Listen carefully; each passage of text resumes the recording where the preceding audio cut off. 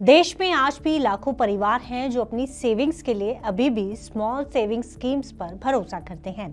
चाहे बुजुर्गों के लिए सीनियर सिटीजन सेविंग स्कीम हो, बिटिया के लिए सुकन्या समृद्धि योजना या फिर पीपीएफ और नेशनल सेविंग सर्टिफिकेट, आज भी सेविंग्स के लिए भरोसेमंद निवेश का जरिया है।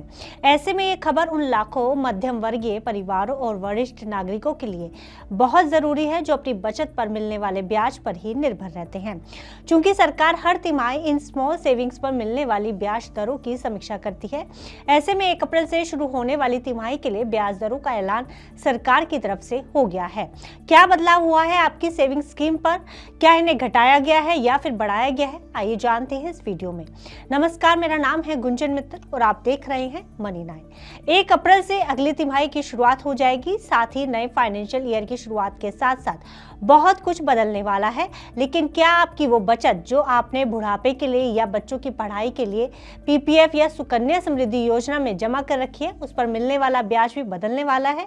तो आपको बता दें, दरअसल वित्त मंत्रालय ने अप्रैल से जून 2026 की तिमाही के लिए एक बहुत ही महत्वपूर्ण नोटिफिकेशन जारी कर दिया है। सरकार ने स्मॉल सेविंग स्कीम्स की ब्याज दरों पर अपना फैसला सुना दिया है और सरकार ने 1 अप्रैल 2026 से शुरू होने वाली नई तिमाही के लिए स्मॉल सेविंग स्कीम की ब्याज दरों में कोई बदलाव नहीं करने का बड़ा फैसला किया है।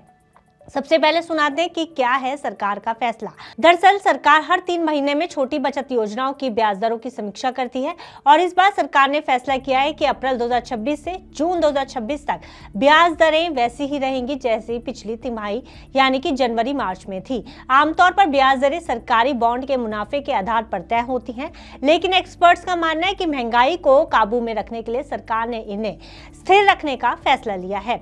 यह लगातार 8वीं तिमाही है जब ब्याज दरों में कोई बदलाव नहीं किया गया है। ये दरें 1 अप्रैल 2026 से लेकर 30 जून 2026 तक लागू रहेंगी। वित्त मंत्रालय के अनुसार दरें पिछली तिमाही में तय की गई दरों के अनुरूप ही रहेंगी।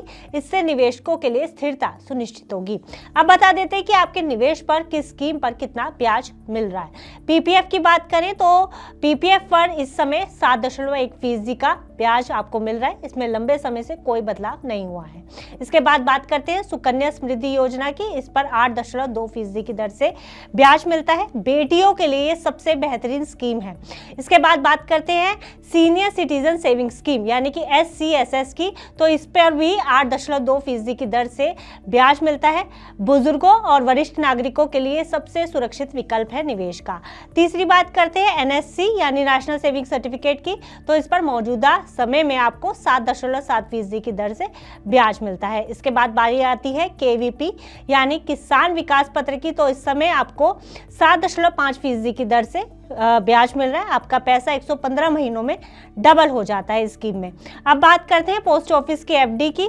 तो 1 से 5 साल की अवधि के लिए इसमें 6.9% से लेकर 7.5% के बीच आपको इसमें ब्याज मिलता है।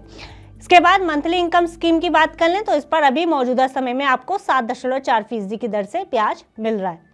यहाँ एक बात और गौर करने वाली है कि पीपीएफ निवेशक लंबे समय से ब्याज दर बढ़ने की उम्मीद कर रहे हैं। हालांकि दरें बढ़ी रही हैं, लेकिन राहत की बात यह है कि इन्हें घटाया भी नहीं गया है।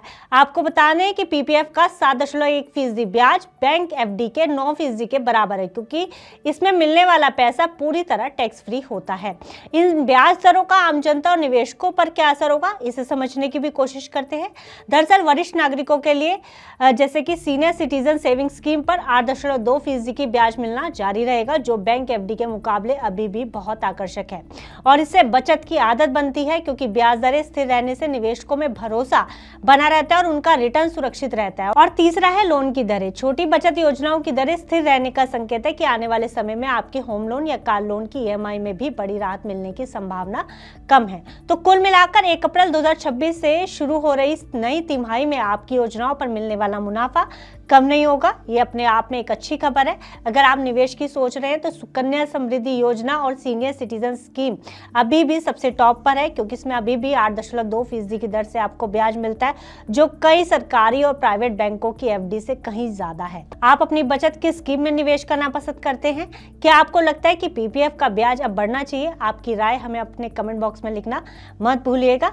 और इस खबर में फिलहाल इतना ही। आप बिजनेस से जुड़ी अन्य खबरों के लिए देखते रहिए मनी 9।